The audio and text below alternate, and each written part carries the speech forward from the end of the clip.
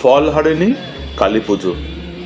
এক মহা অমাবস্যা তিথিতে দক্ষিণেশ্বর মন্দিরে শ্রীরামকৃষ্ণ 10 মহাবিদ্যার অন্যতম দেবী ষড়শীরূপে পূজা করেছিলেন সারদা দেবীকে।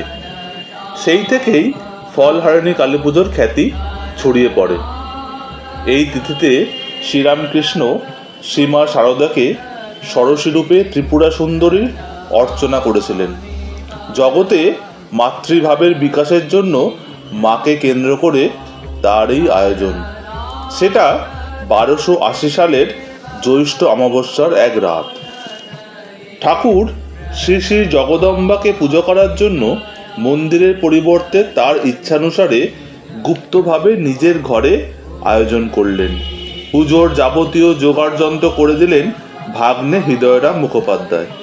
তিনি চলে গেলে ঠাকুরের কাছে আসেন বিষ্ণু মন্দিরের পূজারী দিনু পুরোহিত। সারদা মাকে আগেই ঠাকুর জানিয়ে রেখেছিলেন।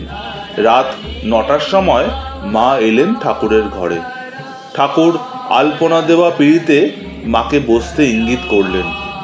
ঠাকুর নিজের হাতে মায়ের পায়ে আলতা পরিয়ে দিয়ে তাকে নতুন কাপড় ও সিঁদুর দিয়ে সাজালেন।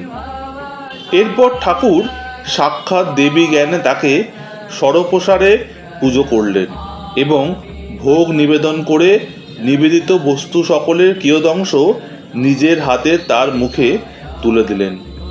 গোটা এই পর্বটুকুতে শ্রী মায়ের কোনো হুঁশ ছিল না। এই দিনটিকে মনে রেখে প্রতি বছর এই পুণ্য দিনে দক্ষিণেশ্বরে বিশেষ পুজো হয়।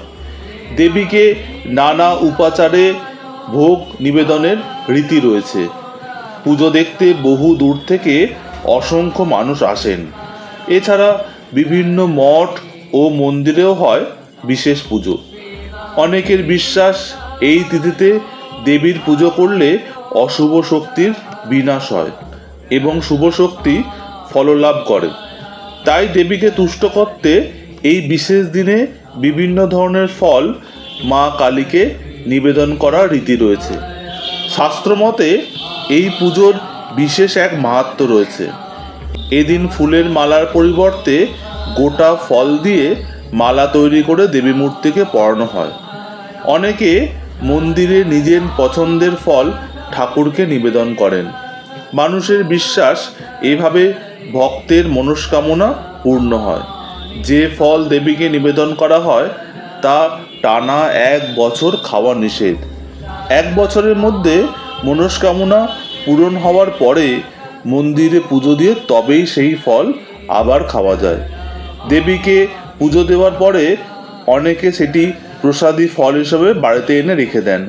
ইচ্ছা পূরণের পর সেই ফলটি জলে ভাসিয়ে দিতে হয়। মানুষের বিশ্বাস এই পুজো করলে অর্থ, যশ ও সংসারে সুখ শান্তি বজায় থাকে। ফলহারিণী কথার অর্থ হলো ফল হরণ করা, অর্থাৎ দেবী কালী সমস্ত অশুভ ফল বিনাশ করে থাকেন। ভক্তের পরম আকুতিতে মা এদিন অমাবস্যার রাতে মর্তে নেমে আসেন। তিনি ভক্তের চোখে সদা বিরাজমান, তার প্রকাশ সর্বত্র।